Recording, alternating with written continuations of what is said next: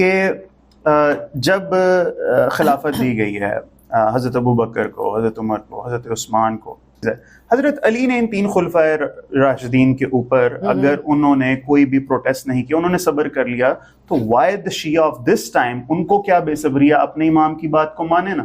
کیوں آج یہ نکال کے یہ فروٹ نہیں فروٹ پہ بیٹھی مکھی دیکھ کر ہم لوگ اختلافات کیوں کھول کے بیٹھے ہیں؟ سب سے پہلے اختلاف کی وجہ ہر وقت تلوار اٹھانا نہیں ہے.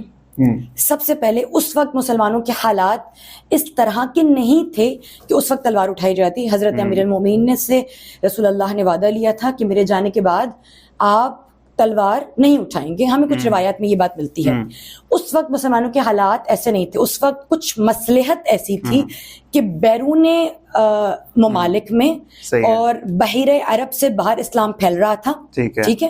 اور اگر اس وقت کوئی آواز حضرت امیر المومنین اٹھاتے، تلوار اٹھاتے اور آپس میں یہاں پہ لڑائی جھگڑے شروع ہو جاتے نا، کیونکہ اگر امیر المومنین تلوار اٹھاتے تو اس میں کوئی شائبہ، کوئی غلط فہمی، کوئی ابہام ہے ہی نہیں کہ علی کی تلوار سے تو دشمن لڑتے تھے. جو قریب رہنے والے وہ تو خوب جانتے ہیں کہ جب یہ تلوار چلے گی تو پھر کوئی باقی نہیں بچے گا. تو یہ جاننے والے لوگ موجود تھے نا، تو حقیقتاً امام اس خلافت کو حاصل کر ہی لیتے. ٹھیک ہے. اس وقت خاموش رہ جانے کا مقصد بہت ساری مصلحتیں تھیں.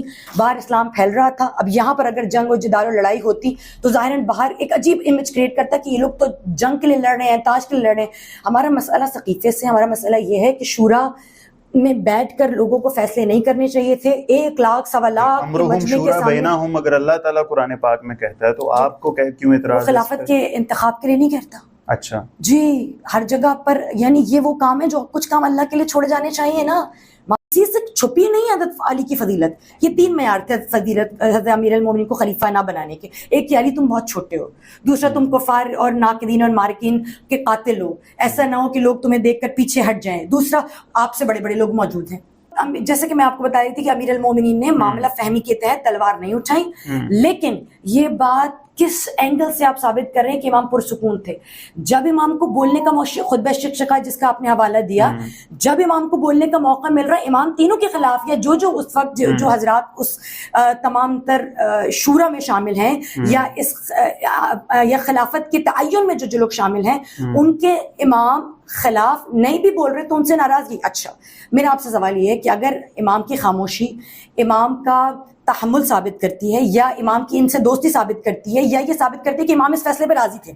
اب یہ کہہ رہے ہیں نا کہ بھئی تمام تر خلفاء راشدین پر امام تو راضی تھے، تو آپ راضی کیوں نہیں ہو جاتے؟ ان کی خاموشی ان کی رضامندی نہیں تھی. ہمیشہ خاموشی رضامندی کی علامت نہیں ہوا کرتی.